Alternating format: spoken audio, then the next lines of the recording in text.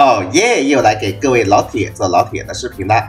本期视频的主角是乱破。视频开始之前，还是例行声明一下，本期视频的所有录屏和数据都来源于创作体验服，创作体验服仅供参考，届时大家还是以正式服、正式时装的数据为准。那么视频的开头还是老规矩。我先给屏幕前的所有观众详细展示一下乱破的所有技能机制，方便你最快最详细的了解这个角色。如果屏幕前的你是已经了解他所有技能机制的大佬，也可以选择跳过这一段，从本期视频的5分半开始观看哦。乱破的非强化状态下的普攻是一个平平无奇的技能，对敌方单体造成100%的虚数伤害，并且回1点战绩点。同时，它的 E 技能也是一个非常平平无奇的技能，对敌方群体造成120%的虚数属性伤害，就是这么的简单。接下来，乱破的核心技能来了，那就是它的大招。释放大招的时候，乱破可以对普攻进行强化，获得3次强化普攻的机会。强化普攻分为3段攻击，前2段攻击呢是对主目标造成100%的虚数伤害，对2个相邻目标造成50%虚数伤害的扩散攻击，最后一段是对敌方全体造成100%虚数伤害的全体攻击。同时，强化普攻无法恢复战绩点，并且强化普攻攻击没有虚数弱点的敌人也可以削刃，削刃效果等于原削刃值的50%。同时，释放大招除了获得3次强化普攻的机会以外，还可以获得以下3个效果。第一个效果，立刻获得一个行动回合。这个立刻获得一个行动回合呢，是额外附赠给乱破的。释放大招进行插队，并不会影响你原来在行动条上的位置。我们拿这一段录屏进行举例，这一段录屏中，我们乱破已经快要行动了，这个时候我们进行大招插队。大招插队可以让他获得1次额外行动的机会，但是并不会影响他原来行动条上的位置。我们的乱破就可以进行2连动。好的，再行动1次，看见没有？瞬间就打出了2个强化普攻的伤害。第二个效果，释放大招可以让乱破的弱点击破效率提高50%，击破特攻提高30%。第3个效果，大招期间的强化普攻攻击已经被击破的敌人的话，会自带60%的超击破伤害。接下来我们来看乱破的天赋。每当有敌方目标的弱点被击破时，乱破会获得1点充能，最多拥有10点充能。乱破在下一次发动强化普攻的第3段时，额外对全体敌方造成等同于乱破60%虚数属性的击破伤害。该伤害可无视弱点削减2点韧性，并且我们会消耗所有的充能，每点充能使本次的伤害倍率提高50%，并使无视弱点属性的削刃值提高1点。而且我们击破普通敌人呢，只会获得1点充能，而击破精英敌人的时候会额外获得1点充能，并且恢复10点能量。一大段文字是不是看得云里雾里的？没有关系，我给大家来一场实战，大家就完全看懂了。我们可以在乱破的头像下方看见一个数字，这一个数字显示的就是乱破当前的充能值。每当场上有敌方被击破的时候，这个充能值就会叠加1层，看见没有？1层叠加上去了。并且，如果我们击破的是精英敌人的话，这个充能值就会直接叠2层，而且乱破的大招能量也会恢复10点。看见没有？叠2层，恢复10点大招能量。这个充能值层数越高，那么乱破的击破伤害和削刃值就会越高。比方说这里6层，乱破打出了42万左右的伤害。而这一段是10层，打同样的2只怪，就从42万的伤害变成了58万多的伤害。打完1次强化普攻之后，清空所有的层数。最后，它还有一个额外能力，当敌方目标弱点被击破时，乱破的攻击力可以转变为击破伤害。在乱破的攻击力达到3200点的时候，吃满这一个效果，持续2个回合。最后我们来看一下它的秘技，释放秘技后，乱破会踩上滑板。用滑板撞击敌人呢，进入战斗之后，敌人会直接被削掉30点的韧性条，并且群体都会受到乱破的虚数属性伤害，而且释放秘技进入战斗呢，乱破会给自身回能10点。以上就是乱破的所有技能机制的一个解读了，个人感觉已经是保姆级的解读了，希望对你有所帮助。有帮助的话，还不要忘记给一个免费的赞哦，非常感谢大家。接下来进入实战评测环节。正式实战开始之前，我先给自己叠一个甲。乱破在实战中的定位可以说和流萤几乎是一模一样的，它就是击破队伍里的主 C 位置，所以等一下在评测的过程中呢，免不了会有和流萤的对比，但是绝对不是踩一捧一的对比啊。乱破和流萤之间，根据我本人的实测下来，他们可以说是各有优劣。我等下会根据自己的测试，把他们2个角色之间的优点分别给大家展示出来，方便你选择自己更加心仪的那一个击破主 C 啊。同时，我也给屏幕前的你打一个预防针，那就是乱破和流萤没有必要针锋相对，他俩其实加入同一个配对也是可以的啊，并且它俩呢存在了一点互补的性质在里面，等一下我也会给大家进行展示的。好的，叠甲结束，接下来正式开始对比。先给大家说一下乱破优于流萤的点。第一点，在面对数量众多的群怪的时候，乱破的 DPS 会比流萤更高。我在这里给大家展示一下0+0乱破的输出。这一段录屏是一段0+0的乱破的录屏，可以发现乱破现在的充能层数还比较低，但是充能层数比较低的情况下就打出了91万的伤害。接下来我把刚刚的乱破身上的所有仪器原封不动的放到流萤身上进行一个控制变量，并且用0+1的流萤和刚刚的0+0乱破进行对比。队友的拐和打的怪物和刚刚完全一样，0+1流萤的伤害是78万多，毕竟是一个制时角色嘛。但是如果论对单的话，那就是流萤的伤害要更高了哦。同时，身为一个制时角色，乱破在虚构叙事里也能有它的一席之地。来，我给大家上一段录屏，看见没有？直接全部清掉，再来。又直接全部清掉，然后我们等乱破的回合再上来，又全部5个小怪一起打。总而言之，个人用乱破玩虚构叙事，满分还是非常轻松简单的。虽然不及翡翠这种专门用来打虚构叙事的，但是实战下来也是挺香的啦。看见没有？还有1回合，我这积分就已经8万了。最后，乱破对比流萤还有一个优势，那就是同为0命的情况下呢，乱破是不用耗战绩点的，而流萤是要耗战绩点的，乱破会更省点一点。总之，这2点就是乱破对比流萤的优势了，大家可以做一个笔记哦。说完了它的优势，接下来我们进一段完整实战。现在我的乱破是一个0+0的乱破，然后呢带着练功2件套和铁骑4件套，具体属性是这样一个样子的。选择的副本是深渊12层的上半层，这一层呢是非常利好乱破的，但是大家不要急，我等一下也会打一个逆风局给大家看看的。好，加拉赫这边直接开拳。喜欢我这一拳吗，妹妹？好的，软梅这边大招开出来，乱破就可以大招插队了。而且目前从行动条看来，乱破可以2连动啊。どうも、乱破です。呀呀呀！南无3直接100万伤害带走了，这是何等的无慈悲呀！第2关我们先破一下对面怪物的刃啊。好，主角这边555拉条，乱破的大招又有了，直接开出来 ，nice。继续破刃。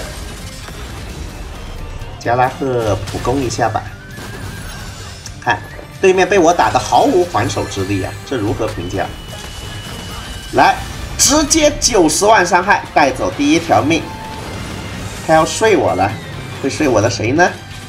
我老井不在场上，你也睡不了老井啊！哦，喜欢我传奇耐睡王吗？好的，这边加拉赫又能拳对面一下了，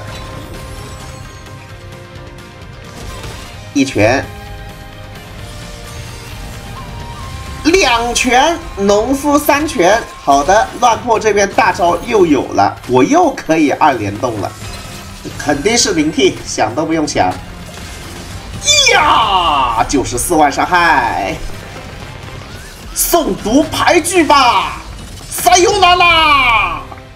这就是0+0乱破的一个实力。好的，展示完它的优点，接下来该说它的不足了。乱破对比流萤有非常明显的2点不足。第一点，遇到那种虚数弱点非常少的关卡，乱破就比较僵硬了。对面没有虚数弱点，乱破就一直破不了对面的刃，那么它打出来的伤害呢，会一直是一个刮痧伤害。除此之外，乱破还有第2个缺陷，那就是当前版本的生存位和乱破适配值很高的生存位呢比较少。我给大家举个例子，霍霍是可以加攻击力的，但是击破角色是不吃攻击力的。然后符玄是可以加暴击率的，那击破角色也不吃暴击率。杀金可以加爆伤，击破角色也不吃爆伤。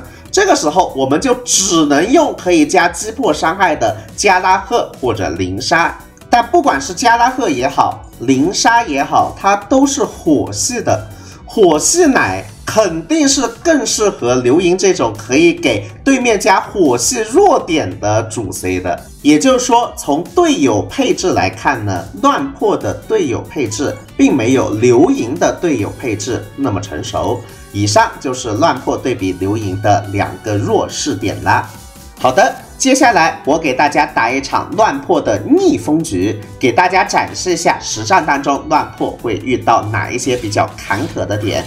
用的是0+1的一个乱破啊，选择的副本是深渊11层的上半层，很容易就能发现，如果对面的精英怪没有虚数弱点的话，那么乱破破它的刃的过程会是一个非常漫长的过程。假设这一局我们不是上乱破，而是上流萤的话，那么加拉赫其实也是可以辅助破刃的。可惜假设始终是假设，乱破无法给对面添加火弱点的话，右边这一只怪的韧性条只能由乱破来慢慢磨了。好的，继续磨，看见没有？还没有破掉。如果我用的是流萤的话，我就没有这样的苦恼了。好的，第3次强化普攻，终于是给他带走了。进入第2关。只有卡夫卡身上有虚数弱点，旁边那只精英怪身上又没有虚数弱点，我们又得慢慢的磨了。尝试先把卡夫卡带走吧，我们。还是那句话，这个时候如果我们有流萤的话，我加拉赫一个大招是能破掉非常多的 BOSS 的韧性条的，但是没办法，只能用乱破慢慢磨。哎呦，这还被控掉了！主角被控掉了没有关系，我这边加拉赫插一个队，来奶一口，主角被解除。终于是把卡夫卡给击破了，我们趁机疯狂的对卡妈输出，直接把卡妈带走吧。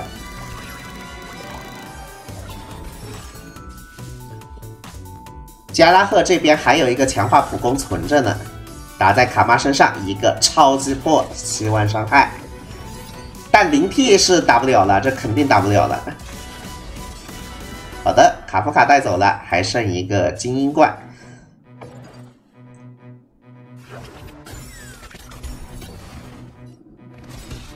加拉赫的大招留一下吧，等我乱破把他击破了之后，我加拉赫再对他开大。好。